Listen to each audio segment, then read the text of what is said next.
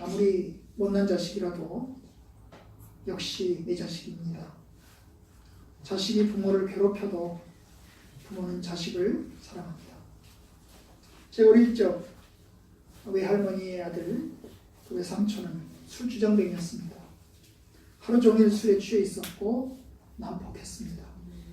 그래서 이제 외할머니를 괴롭혔습니다. 가끔 이제 제 엄마를 따라서, 제가 어머님을 따라서 외할머니 댁에 갈 때마다 별로 좋지 못했습니다. 바라보는 그 외할머니는 매우 아들 때문에 힘겨워하셨습니다. 여러 자식들은 다 건강하고 다 출가도 하였는데 하나 남은 아들이 맨날 술주정뱅이로 부모를 이제 괴롭혔지요. 고통을 많이 드렸습니다. 사람들은 이제 그 아들을 손가락질을 했죠. 맨날 술주정뱅이니까요. 사람들은 손가락질을 했습니다. 그래도 할머니에게는 무척이나 그 아들 때문에 가슴 아파하였습니다. 바로 오늘 이제 다윗의 이야기에서 또 한 사람 보게 될 텐데 바로 압살롬이 그러합니다.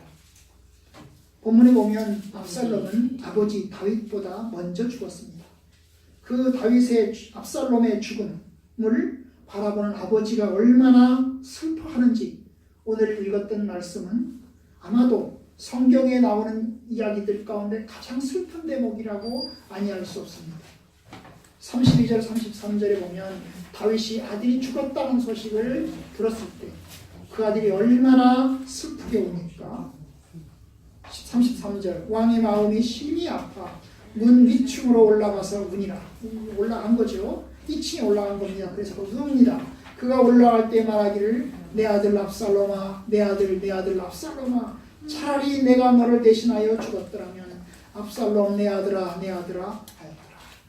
이 우는 소리는 올라갈 때만 운 게 아닙니다. 올라가서도 계속 울었습니다. 19장 4절 왕이 그 얼굴을 가리고 큰 소리로 부르되 내 아들 압살롬아, 압살롬아, 내 아들아, 내 아들아. 얼마나 아들이 죽은 것을 슬퍼하고 통곡합니까? 그 아들이 효자였습니까? 아닙니다. 그 아들이 착한 아들이었습니까? 아닙니다. 여러분, 압살롬은 아버지를 죽이려고 했습니다. 아버지 왕위를 빼앗으려고 했습니다. 쿠데타를 일으켰습니다.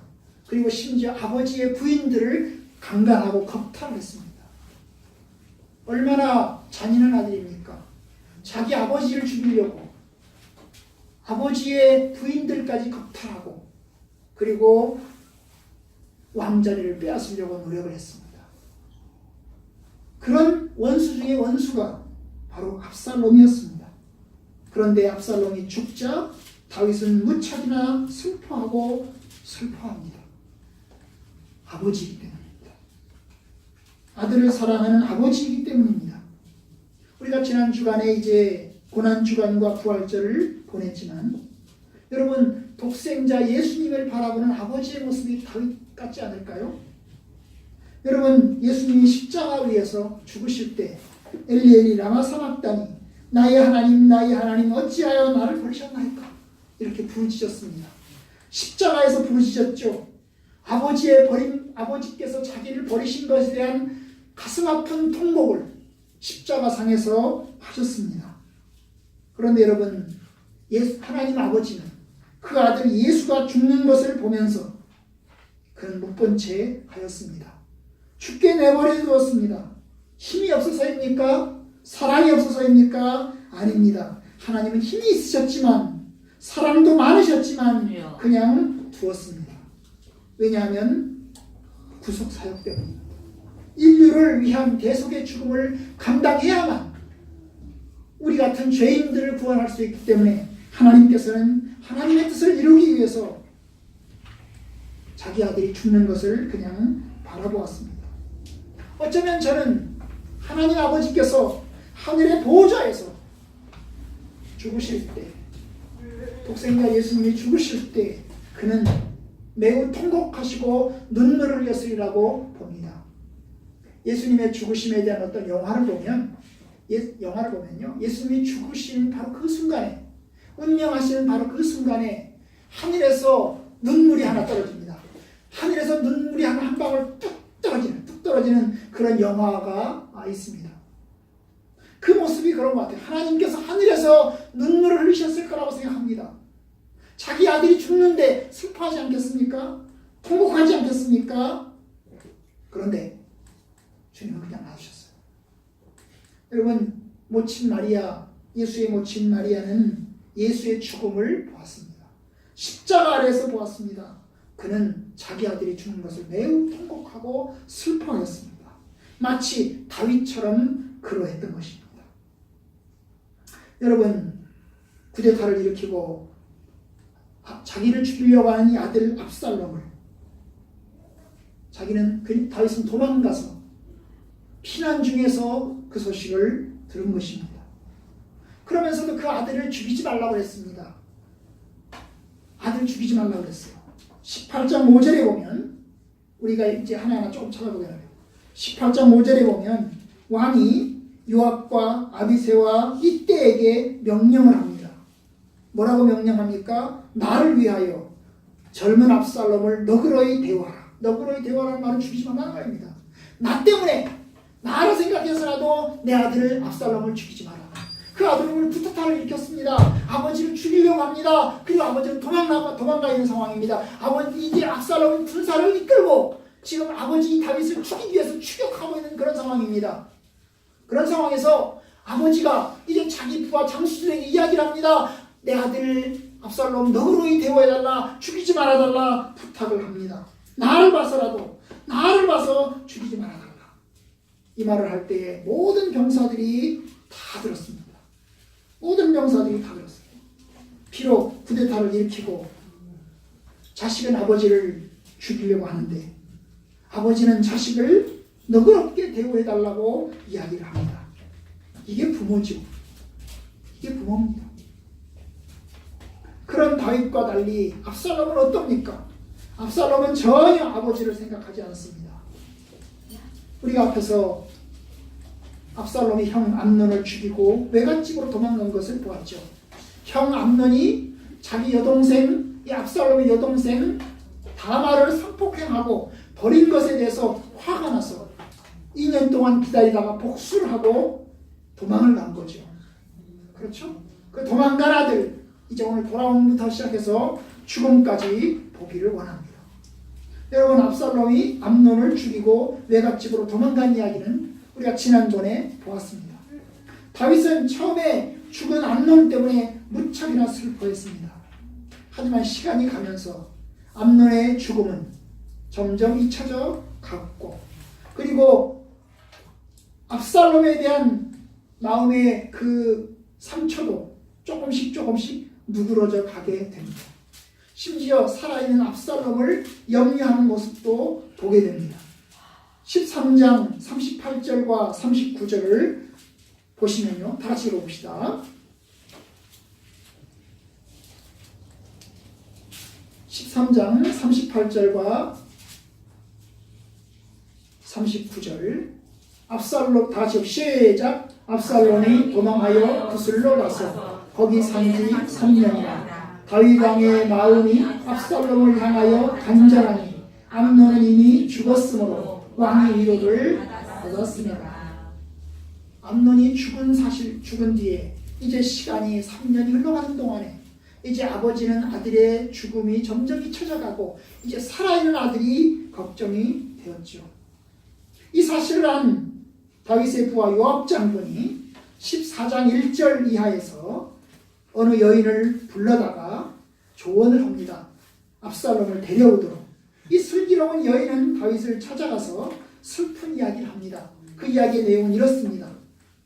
제가요, 아들이 2명 있는데요, 아들이 2명 있는데 서로 아들들끼리 싸우다가 한 명이 죽었습니다. 한 명이 죽인 거지요. 한 명이 서로 형제들끼리 싸우다가 한 명이 죽인 겁니다. 그럼 어떻게 됩니까? 살인자잖아요. 그 살인자를 처벌해야 되잖아요.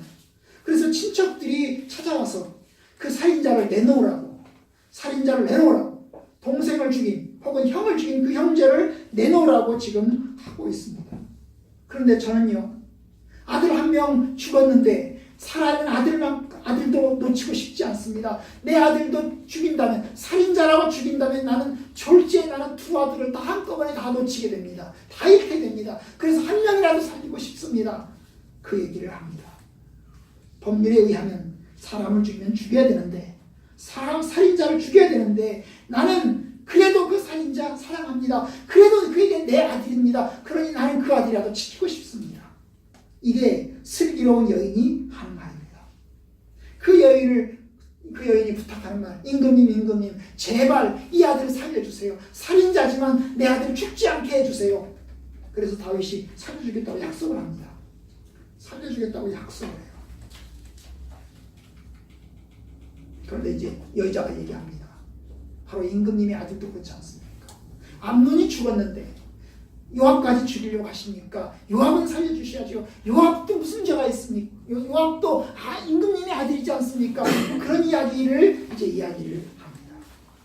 그래서 그런 이야기를 듣고 다윗이 깨달은 바 있어서 이제 압살롬을 외갓집에서 불러오게 합니다. 불러오게 해요. 죽이지 않습니다. 살려줍니다. 다만 만나지 않아요. 그것이 14장 21절에 있습니다. 봅시다. 다 같이 읽어봅시다. 다 같이 시작. 왕이 요압에게 이르되 내가 이 일을 허락하였으니 가서 청년 압살롬을 데려오라 하니라. 네, 그래서 데려오라고 그랬죠. 그래서 23절 24절 다 같이 읽어봅시다. 시작. 요압이 일어나 그 술로 가서 압살롬을 데리고 예루살렘으로 오니 왕이 이르되 그를 그의 집으로 물러가게 하여 내 아들을 볼 수 없게 하라 하매 압살롬이 자기 집으로 돌아가고 왕의 얼굴을 보지 못한다. 불러오게 했어요. 그런데 용서를 하지 않았어요. 불러오게 했죠. 압살롬을 불러오게 했습니다. 그러면 만났어야 하는데 만나지는 않았습니다. 아직까지 용서가 잘 안 된 것입니다. 압살롬을 살려줘서 외갓집에서 데려오게 해서 자기 집으로 들어가기는 했지만 다윗이 압살롬을 만나지 않았어요. 그러는 동안에 2년이 흘러갑니다. 압살롬을 살해한 지 5년, 압살롬이 암논을 살해한 지 5년, 이제 외갓집에 도망가서 3년, 그리고 예루살렘으로 돌아와서 2년, 이렇게 5년이 흘러가는 동안에 다윗은 압살롬을 한 번도 만나지 않았습니다. 아직도 다윗은 마음에 완전히 풀리지 않았기 때문인 것 같습니다. 결국 이제 어떻게 합니까? 압살롬이 아버지를 만나려고 합니다. 그런데 안 만나주거든요. 그래서 어떻게 하냐면 이제 불을 지릅니다. 압살롬이 요압 장군의 밭에, 보리밭에 불을 질러요. 불을 지르니까 이제 요압 장군이 찾아오지요. 왜 내 밭에 불을 질렀냐? 그래가지고 찾아옵니다. 그러니까 이제 내가 불을 지른 이유는 당신 만나고 싶어서다. 내 아버지를 만나게 해달라. 내가 아버지를 만나고 싶다. 그래요. 그래서 이제 결국 아버지를 만나게 됩니다. 아버지를 만나게 돼요. 그것이 14장 이제 33절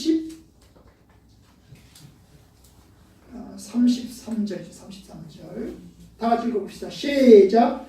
요압이 왕께 나아가서 그에게 아뢰매 왕이 압살롬을 부르니 그가 왕께 나아가 그 앞에서 얼굴을 땅에 대어 그에게 절하매 왕이 압살롬과 입을 맞춥니다. 결국 이제 5년 만에 만났습니다. 5년 만에 만났어요. 부자 상봉을 한 것이죠. 그런데 이 5년 만에 만난 이 만남이 얼마나 잘 되었는지 잘 모르겠어요. 이 만남을 통해서 이 압살롬의 마음이 풀어졌는지 다윗의 마음이 풀어졌는지 잘 모르겠어요. 근데 문제는 뭐냐면 여기서부터 문제가 시작이 됩니다. 아마 14장의 끝만 딱 보면 14장 33절까지만 딱 보면 이제 압살롬과 다윗이 화해했구나 그렇게 생각을 하겠는데요. 여러분 15장 1절부터 압살롬의 쿠데타가 시작을 합니다. 15장 1절부터 6절까지는 압살롬이 쿠데타 준비를 합니다. 쿠데타 준비 기간은 4년 동안 그런 쿠데타 준비를 합니다. 어떻게 준비를 할까요? 사람들의 인심을 얻어요. 그는 사람들을 만나서 일찍 이 15장 2절에 보면 성문 길 곁에 서서 사람들을 만납니다. 이 성문 길이 뭐냐면 사람들이 재판받으러 오는 법원. 이 법원 입구에서 이제 만나는 거예요. 사람들을 만나는 거예요. 그래서 무슨 일로 찾아왔냐? 그럼 사람들이 이런 일로 찾아왔습니다. 그러면 이 압살롬이 뭐라고 하냐면 가봐야 왕이 제대로 재판 안 해줄 거다. 그러니 왕께 가봐야 별 소용없다. 뭐 이런 식으로 얘기를 하면서 사람들을 자기에게, 그러니 내가 공정하게 해줄게, 내가 나중에 왕이 되면 내가 일 처리를 잘 해줄게, 뭐 이런 식으로 하면서 백성들의 마음을 얻습니다. 백성들의 마음을. 그래서 결국 어디까지 가냐면 5절과 6절, 15장 5절과 6절을 다 같이 읽어봅시다. 시작. 사람이 가까이 와서 그에게 절하려 하면 압살롬이 손을 펴서 그 사람을 붙들고 그에게 입을 맞추니 이스라엘 무리 중에 왕께 재판을 청하러 오는 자마다 압살롬의 행함이 이와 같아서 이스라엘 사람의 마음을 압살롬이 훔칩니다. 사람들의 마음을 훔쳤다는 거예요. 다윗에게로 갈 충성심을 가로챘다는 거예요. 그래서 사람들이 이 압살롬 자기 자신에게로 충성심을 향하도록 사람들을 다 끌어모았다는 거예요. 마음, 민심을 바꾼 거지요. 민심을 바꾼 거지요. 그렇게 해서 4년 동안 쿠데타 준비를 합니다. 그리고 난 다음에 이제 15장 7절부터 이제 쿠데타가 시작이 됩니다. 그 쿠데타는 뭐냐면 아버지한테 허락을 받아요. 아버지, 제가 헤브론에 가서 하나님께 제사를 드릴 일이 있습니다. 옛날에 제가 약속을 했는데 그 약속을 이행하고 싶습니다. 그러니까 제가 헤브론에 가서 제사를 드릴 수 있도록 허락해 주세요. 그렇게 해서 이제 아버지의 허락을 받아서 합법적으로 헤브론으로 내려갑니다. 예루살렘에서 한 15km 정도 떨어진 그 아래 그 헤브론으로 내려갑니다. 그리고 헤브론으로 내려가서 거기서 이제 유지들을 청해가지고 이제 쿠데타를 시작을 합니다. 그 쿠데타에 누가 관여하냐면 아히도벨이라고 하는 사람이 가세를 합니다. 이 아히도벨 굉장히 중요한 사람입니다. 15장 12절 봅시다. 15장 12절 읽어봅시다.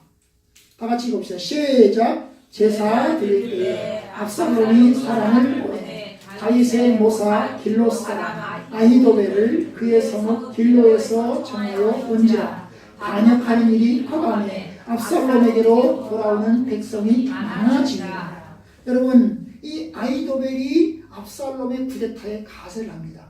그런데 이 아히도벨이 누구냐? 15장 12절에 뭐라고 했어요? 다윗의 모사라고 그랬죠. 제갈공명입니다. 다윗에게는 굉장히 중요한 제갈공명입니다. 그런데 이 다윗에게 굉장히 중요한 제갈공명이 압살롬의 쿠데타에 가세를 합니다. 이 사람은 오랫동안 다윗의 친구였습니다. 오랫동안 다윗과 함께 했습니다. 그런데 이러한 아히도벨이 도대체 왜 쿠데타에 가세했을까요? 여러분, 지략가이고 똑똑한 사람이고 현명한 사람입니다. 그런데 이 사람이 쿠데타에 가세합니다. 놀라운 일입니다. 왜 그럴까요? 이 아히도벨도 역시 다윗에게 실망한 사람입니다. 뭐 때문에 실망했을까요? 바로 밧세바 사건입니다. 밧세바 사건 때문에 다윗이 밧세바를 겁탈하고 우리아를 죽이잖아요. 그렇죠? 그런데 이 아히도벨이 누굴까요? 아히도벨은 밧세바의 할아버지예요. 밧세바의 할아버지, 자기 손녀딸이죠. 손녀딸을 겁탈하는 것을 목격을 한 것입니다.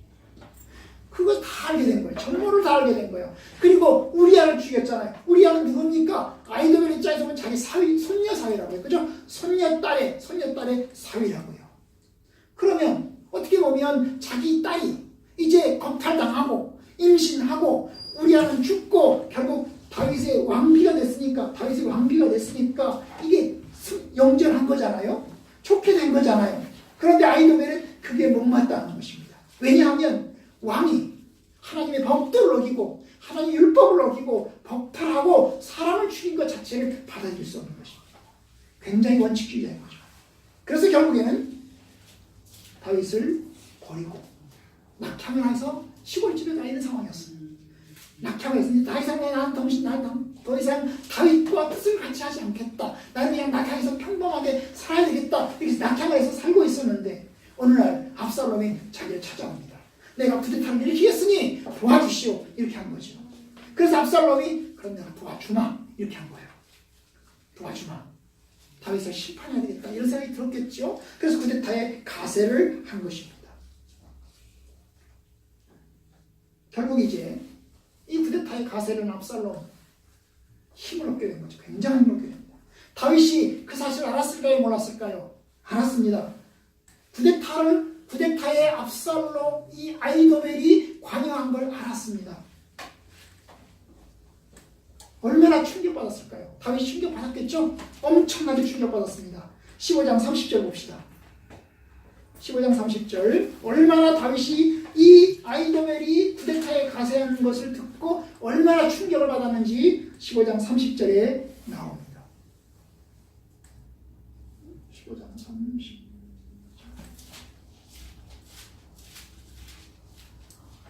네, 죄송합니다. 31절입니다. 죄송합니다. 31절 다 같이 시작. 어떤 사람이 다윗에게 알리되 압살롬과 함께 오반한 자들 가운데 아히도벨이 있나이다 하니 다윗이 이르되 여호와여 원하옵건대 아히도벨의 모략을 어리석게 하옵소서 하니라. 다윗은 굉장히 충격받았습니다. 다윗이 이 아히도벨이 쿠데타 세력에 가세했다는 소식을 들었을 때 그가 할 수 있는 것은 기도하는 것밖에 없었습니다. 하나님, 저 아히도벨의 모략이 얼마나 뛰어난지 내가 잘 알고 있습니다. 그 모략을 꺾을 수 있는 사람은 하나님밖에 없습니다. 하나님 도와주세요. 두려움 속에서 하는 기도입니다. 믿음의 기도가 아니라 두려움 속에서 하는 기도입니다. 그렇게 해서 압살롬의 쿠데타가 이제 시작이 됩니다. 이 아히도벨과 함께 이제 쿠데타가 시작이 됐고 그 소식을 들은 쿠데타의 소식을 들은 다윗은 예루살렘 왕궁을 버리고 도망갑니다. 크게 도망갑니다. 충격이죠. 엄청난 충격이죠. 그런데 말입니다. 다윗이 도망가는데 그 도망가는 얘기와 관련된 얘기는 제가 다음번에 이야기하려고 하고요. 그런데 그 과정에서 이제 오늘은 주제가 이제 압살롬과 관련된 이야기를 하려고 합니다. 압살롬이 그런데 쿠데타를 성공하지 못했어요. 압살롬이 쿠데타를 시작했는데 압살롬이 쿠데타를 성공하지 못했습니다. 왜 성공하지 못했을까? 그럼 아히도벨이 이게 뭡니까? 얼마나 관여를 했을까? 여러분 아히도벨이 중요한 조언을 합니다. 2번 조언을 합니다. 그런데 한 번은 받아들이고 한 번은 받아들이지 않아요. 첫 번째 조언이 뭘까요?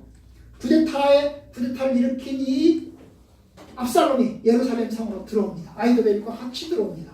그 들어오는 아히도벨이 이제 조언을 합니다. 뭐라고 조언할까요? 도망간 이 뭡니까? 다윗 대신에 이제 압살롬에게 조언하는 게 뭐냐 하면 16장 봅시다. 16장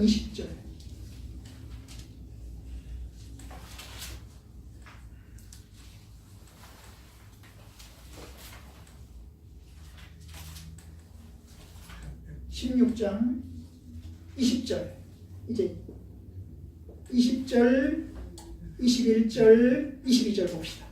다 같이 보세요. 시작. 압살롬이 아히도벨에게 이르되 너는 어떻게 행할 계략을 우리에게 가르치라 하니 아히도벨이 압살롬에게 이르되 왕의 아버지가 남겨두어 왕궁을 지키게 한 후궁들과 더불어 동침하소서.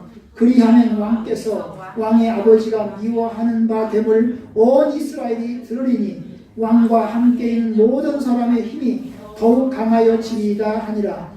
이에 사람들이 압살롬을 위하여 옥상에 장막을 치니 압살롬이 온 이스라엘의 무리의 눈 앞에서 그의 아버지의 후궁들과 더불어 동침하니라. 여러분 이게 이제 첫 번째 조언입니다.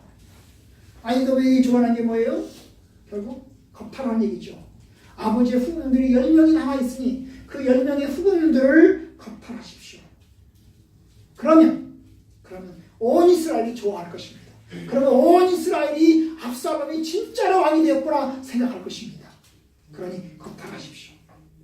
그 모략을 들은 이 압살롬이 결국 대낮에 옥상에다가 천막 쳐놓고 10명의 후궁들을 겁탈합니다. 얼마나 정력이 세는지 잘 모르겠어요. 10명을 하려면 보통이 아닐 텐데, 그죠? 놀라운 일이죠. 그죠? 그런데 아이도벨이 두 번째 제안을 합니다. 그럼 이제 두 번째 제안이 뭘까요? 그것이 17장 1절, 2절, 3절입니다. 다 같이 봅시다. 시작. 아이도벨이 또 압살롬에게 이르되 내가 사람 12,000명을 택하게 하소서. 내가 오늘 밤 내가 일어나서 다윗의 뒤를 추적하여 그가 고나고 힘이 빠졌을 때에 기습하여 그를 무섭게 하면 그와 함께 있는 모든 백성이 도망하리니 내가 다윗 왕만 쳐 죽이고 모든 백성이 당신께 돌아오게 하리니 모든 사람이 돌아오기는 왕이 찾는 이 사람에게 달렸습니다. 그리하면 모든 백성이 평안하리이다 하니. 자, 이게 두 번째 조언이죠. 내가 당장 추천하겠습니다. 내가 12,000명의 병력만 내게 주시면 내가 당장 쫓아가서 다른 사람은 다 살리고 다윗 왕만 죽이겠습니다. 다윗 왕만 죽이겠습니다. 그럼 다윗 왕만 죽이면 모든 백성이 결국 압살롬 당신에게 충성심을 발휘하게 될 것입니다. 그러니 내가 당장 할 수 있도록 허락해 주십시오. 이게 두 번째 제안입니다. 굉장히 현명하고 놀라운 제안입니다. 만약에 이 제안대로 했다면 압살롬은 완전한 성공을 거두었을 것입니다. 압살롬이 직접 갈 필요도 없습니다. 내가 가겠다고 했거든요. 모든 이스라엘 군사를 모을 필요도 없습니다. 12,000명이면 됩니다. 참 이걸 보면 아이도벨은 놀라운 지략가이고 제갈공명과 같은 놀라운 모사꾼인 것을 볼 수 있게 됩니다. 다윗은 굉장히 큰 위기에 지금 빠져있는 상황입니다. 사실 다윗이 아이벨이 압살롬에게 붙었다는 얘기를 듣고 굉장히 충격을 받았잖아요. 저 아이도벨이 뛰어난 모략가인데 붙었으니 이거 참 큰일 났다 싶지 않았겠습니까? 그런데 여러분, 압살롬이 오판을 합니다. 오판이 뭐예요? 아이도벨이 두 번째 제안을 받아들이지 않는 거예요. 두 번째 제안을 받아들이지 않아요. 그리고 또 다른 제약가 후세를 불러서 의견을 물어보라고 한 것입니다. 그래서 이제 5절 봅시다. 4절 5절 보죠. 4절 5절 다 같이 시작. 압살롬과 이스라엘 장로들이 다 그 말을 옳게 여기더라. 5절 압살롬이 이르되 아렉 사람 후세도 부르자. 우리가 이제 그의 말도 듣자 하니라. 자, 여기 4절을 써서 그 얘기를 딱 듣고 그래 좋다 하자 했으면 이게 압살롬이 완전히 성공하는 겁니다. 그런데 이제 그 얘기를 딱 듣고 난 다음에 이 압살롬이 그 말도 참 좋은 생각인데 한 사람만 더 들어보자. 한 사람만 더 들어보자. 그 한 사람이 누구예요? 후세. 후세라는 사람마저 들어보자. 여기서 후세가 누굴까요? 여러분 후세도 모사꾼입니다. 제갈공명과 같은 모사꾼입니다. 그런데 이 사람도 역시 다윗의 사람입니다. 아이도벨도 다윗의 사람이고 이 후세도 다윗의 사람이에요. 둘 다 모사꾼이에요. 제갈공명과 같은 모사꾼인 거예요. 그런데 아이도벨은 배신한 사람이고 후세는 배신한 사람이 아니에요. 후세는 다윗이 심어놓은 스파이예요. 다윗이 숨어놓은 스파이예요.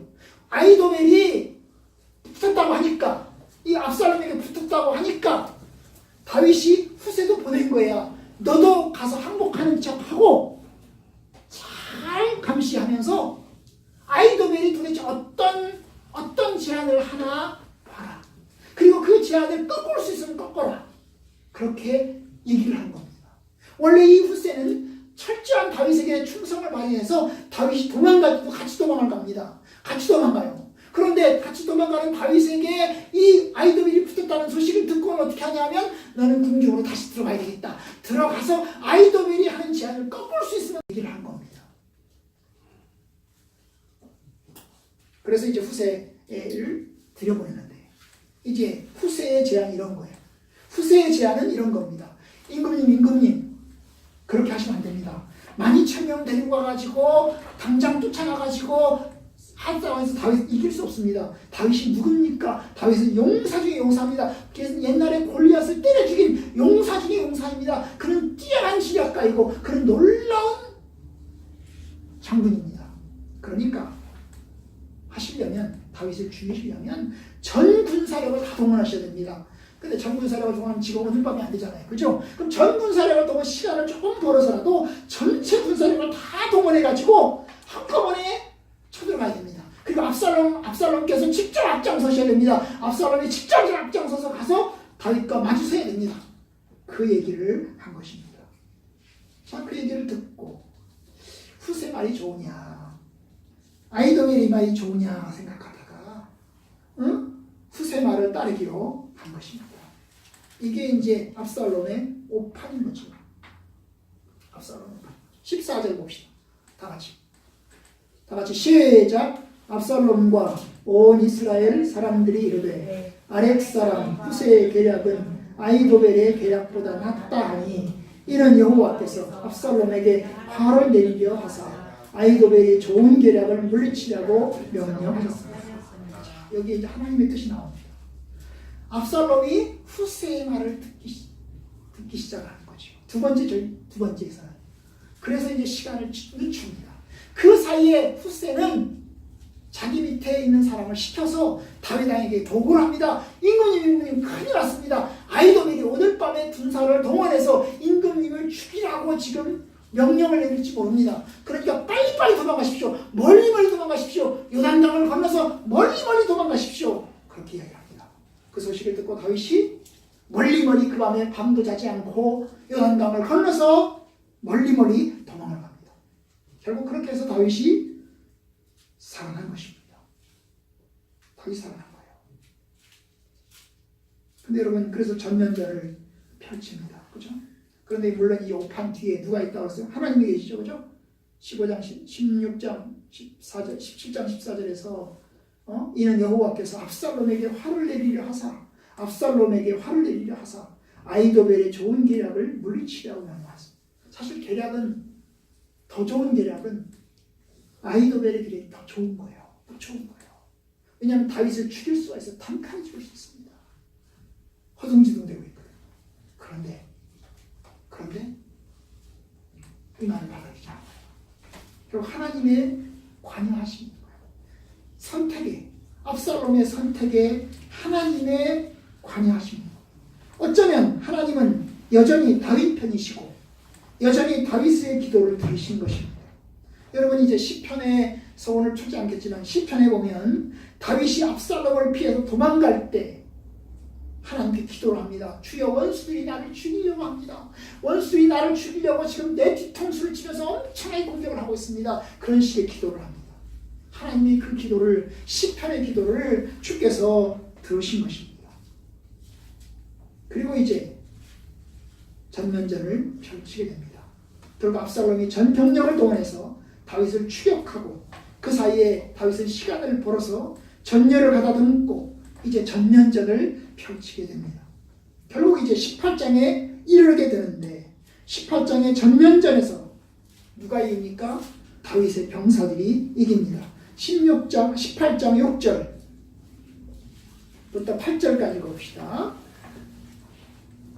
자, 18장 5절에서는 압살롬을 죽이지 말라고 부탁하고요. 그 다음에 18장 6절부터 8절까지 이제 전면전을 하는 이야기가 나옵니다.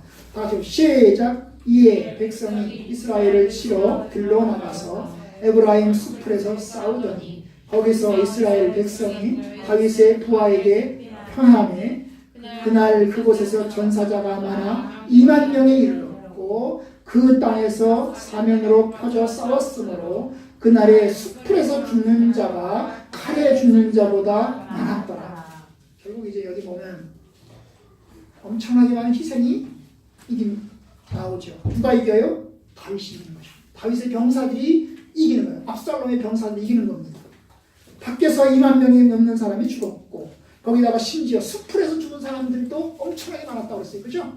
네? 숲풀, 이 갈대밭이죠. 갈대밭에 대나무에 찔려서 그 다음에 시궁창에 빠져서 죽은 사람들이 엄청나게 많았다는 거예요. 여러분, 결국 다윗이 이기게 됩니다. 그리고 이제 압살롬 어떻게 합니까? 다윗의 부하들과 마주칩니다.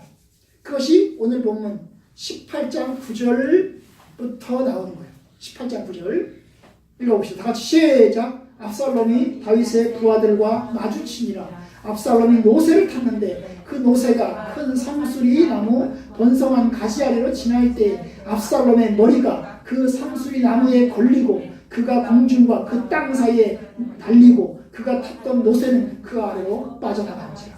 네. 여러분, 그러니까 타고 가는데 말 타고 이렇게 노새 타고 이렇게 가는데 가다가 나무까지 딱 걸린 겁니다. 노새는 빨리 가버리고 결국 대롱대롱 매달린 거지요. 여러분, 압살롬이 그렇게 매달릴 수밖에 없는 이유가 있습니다. 뭐 때문일까요? 압살롬이 삼손처럼 머리가 길어요. 삼손처럼 머리가 길어요. 머리가 길어요. 그 머리카락이 걸린 겁니다. 머리카락이 걸린 거예요. 결국 대롱대롱 해서 도망도 못 가고 거기에 대롱대롱 매달려 있는 거예요. 그걸 보고 이제 다윗의 부하가 요압에게 쫓아왔죠. 저기 지금 압살롬이 머리에 걸려 있습니다. 저기 걸려 있습니다. 그러니까 얘 안 죽였냐? 빨리 죽이지. 그런 거예요. 그러니까 임금님이 죽이지 말라고 했잖아요. 임금님이 죽이지 말라고 명령하셨는데 어떻게 죽입니까? 그러니까 요압이 이놈 새끼야, 내가 가서 죽여야 되겠다. 그래가지고 요압이 가서 결국 죽이죠. 14절 15절 다 같이 봅시다. 시작. 요압이 이르되 나는 너와 같이 치치할 수 없다 하고 손에 작은 창 셋을 가지고 가서 상수리 가운데서 아직 살아있는 압살롬의 심장을 찌르니 요압의 무기를 든 청년 10명이 압살롬을 에워싸고 쳐죽이니라. 결국 쳐죽인 것입니다. 이렇게 해서 압살롬이 죽은 거죠. 쿠데타는 실패하고 후세의 제안을 받아들인 것 때문에, 아히도벨의 제안을 받아들였으면 쿠데타는 성공했을 텐데, 그리고 압살롬도 죽지 않았을 텐데, 결국 후세의 제안을 받아들인 것 때문에 결국 그는 죽임을 당하고 결국 쿠데타도 실패하게 되었습니다. 여러분, 참 이게 역사의 가정을 한번 해봅니다. 참 압살롬을 보면서 그는 참 불행한 아들이라 생각이 들어요. 만약에 암논이 여동생 이 다말을 겁탈하지 않았다면 암논을 죽이진 않았을 것입니다. 그러면 결국 이제 이 복수하고 도망가고 이런 일 없었을 거 아니겠어요, 그죠? 그냥 평화롭게 지냈을 거 아닙니까? 그런데 여러분, 암논이 쿠데타를 일으키게 된 배경 뭘까요? 암논이 왜 쿠데타를 일으켰을까요? 여러분, 여기에 일단 다윗의 실책이 아주 큽니다. 사실 압살롬을 이렇게 죽음에 이르게 한 것은 다윗의 책임입니다.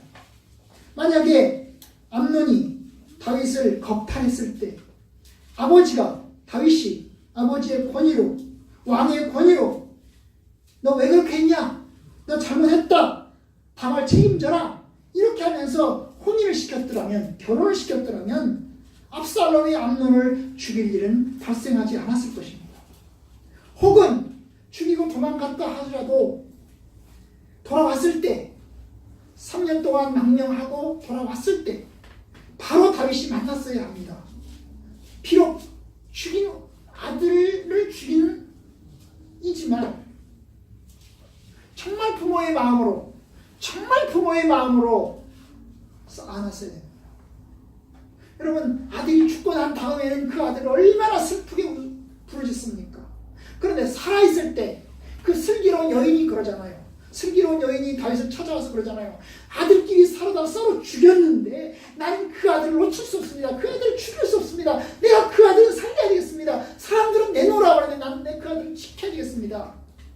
이랬더라면, 그렇게 해서 그 아들을 만났더라면 아마 화해는 했을 것입니다. 그런데 다윗이 그걸 못한 거예요. 왜 못했을까요?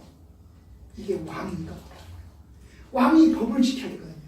여러분, 왕의 자리는 한편으로는 법도 지켜야 되고 한편으로는 사람도 지켜야 됩니다.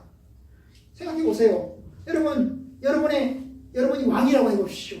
왕입니다. 아주 공정하고 공의로운 왕입니다. 공정하고 공의로운 왕인데 명령을 내렸습니다. 어떻게?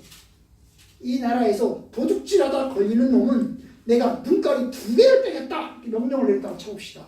눈가리 2개를 빼겠다고 명령을 내렸습니다. 그런데 잡혀왔는데 도둑놈이 자기 아들입니다. 그럼 여러분 어떻게 하실래요? 그럼 어떻게 하시겠어요? 내가 왕이니까, 나는 아주 공정한 왕이니까 내 아들의 눈가리를 2개를 딱 뽑아겠다. 그러면 그는 공정하다는 소리 듣습니다. 많은 사람들로부터 공정하다는 소리 듣고, 야, 우리 왕이 자기 아들에게도 엄청나게 공정하구나, 그럴 것입니다. 그런데 아버지가 말이에요. 이 왕이 내 아들이네. 어쩌다가 네가 걸렸냐? 다른 놈이 걸렸어야 되는데 왜 네가 걸렸냐? 그러면서 봐준다고 합시다. 그래, 너 내 아들이니까 내가 봐줄게. 봐준다고 봅시다. 그럼 어떻게 될까요? 아들에게는 사랑하는 아버지가 되겠지만 여러분 왕으로서의 권위, 공정하다는 어떤 정의로움의 권위는 사라지고 말 것입니다. 그런데 우리는 이 둘 사이에 껴있습니다. 이 둘 사이에 껴있습니다. 그럼 여러분 같으면 어떻게 하실까요? 어떻게 하실까요? 공정하다는 뜻에서 눈가리 2개를 빼야 되겠죠. 눈가리 2개 빼야 됩니다. 눈가리 2개를 빼는 겁니다. 그런데 아들을 사랑하잖아요. 아들을 엄청나게 사랑하잖아요. 그 아들을 지켜야 되잖아요. 그렇지만 아들이 또 왕을 이게 해야 되잖아요. 존경해야 되잖아요. 어떻게 될까요? 어떻게 하실래요? 여러분 같으면 어떻게 하실래요? 어떻게 하실래요? 네? 하나만 빼? 하나만 빼? 여러분 사랑하는 아버지, 공정한 왕, 이 2가지를 다 지키려면 결국 눈가리 2개를 뺍니다. 하나는 아들의 눈가리를 하나 빼고 하나는 자기 눈가리를 하나 빼고 2개를 뺀 거잖아. 그죠? 자기 눈가리를 하나 빼고 자기 눈을 하나 빼고 아들의 눈을 하나 빼고 그러니까 왕이 2개를 뺐으니까 공정한 거죠. 그런데 내 자기 눈을 하나 뺀 거죠. 결국 어떻게 합니까?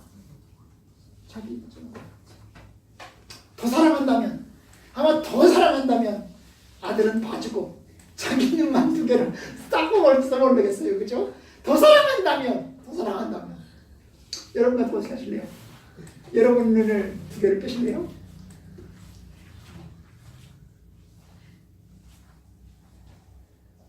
여러분 이게 이제 다윗의 문제예요. 다윗의 문제. 결국 이 다윗이 밧세바를 겁탈하고 그리고 이제 우리아를 죽인 사건으로부터 이것이 진행이 된 것입니다. 원죄의 뿌리는 밧세바 사건에 있는 것입니다. 결국 다윗의 문제예요. 여러분 아마도 다윗은 자기 아들의 죽음 앞에서 자기의 죄를 토설할 수밖에 없을 것입니다. 내가 왜 이렇게 됐을까요? 주여 내가 왜 이렇게 됐을까요? 그거 생각합니다. 아들의 문제는 아버지의 문제입니다. 압살롬의 문제는 아버지의 문제인 것입니다. 그런데 여러분 또 하나 생각하죠. 여러분 압살롬이 쿠데타를 일으키게 된 이유, 여러분 압살롬은 3번째 아들입니다. 첫째 아들이 암논이고요, 둘째 아들은 길르압이고요, 셋째 아들은 압살롬이고요, 넷째 아들은 아도니아입니다. 그런데 이 압살롬이 어떤 사람이냐? 사람들이 다 칭찬하는 사람이에요. 14장 25절 봅시다. 14장 25절. 14장 25절. 얼마나 사람들이 압살롬을 칭찬했던지 25절 봅시다.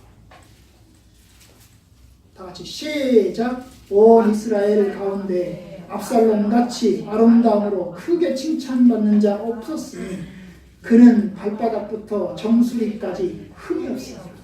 사람들이 압살롬 보면 칭찬한 거예요. 잘생겼다, 멋있다, 어릴 때부터 칭찬한 거예요. 흠이 하나도 없어요. 발바닥부터 머리까지 흠이 하나도 없는 거예요. 뭔가 흠잡을 것이 하나도 없는 거예요. 얼마나 완벽한 겁니다. 사람들이 그걸 칭찬한 것입니다. 근데 여러분 그 칭찬이 결국 압살롬을 자부심 갖게 하고 결국 교만함으로 끌고 갔습니다. 여러분 다말 사건이 아니더라도 그는 압살롬을 거세하고 자기가 왕이 되고 싶어 했을 것입니다.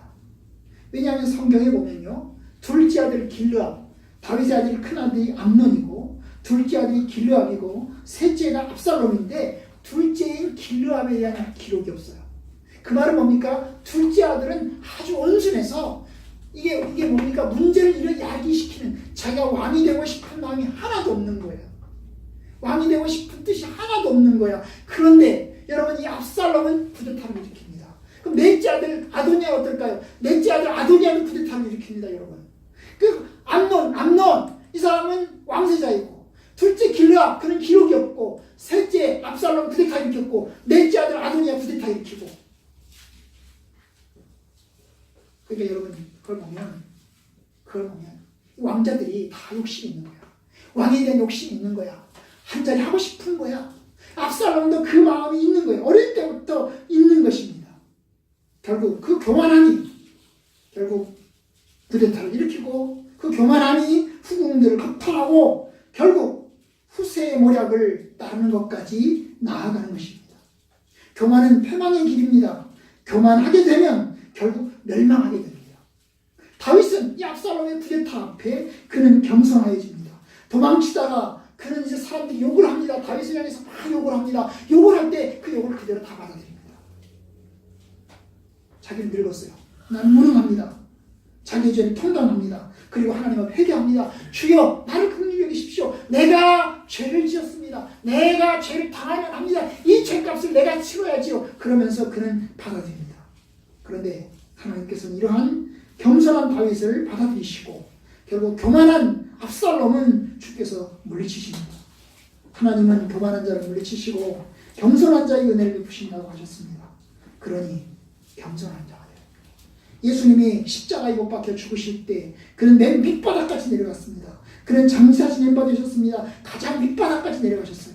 그런데 하나님께서 그를 높이사 부활시키셨죠. 바로 그와 같은 것입니다. 우리가 이 세상에서 낮아지고 아주 밑바닥까지 내려가게 하시지만 그러나 그 낮추심의 자리에서 밑바닥의 자리에서 하나님께 순종하면 주께서 은혜를 베푸십니다. 그리고 장차 영광과 존귀로 채우실 것입니다. 마지막 날 부활의 날이 우리에게 그와 같은 날이 될 것입니다.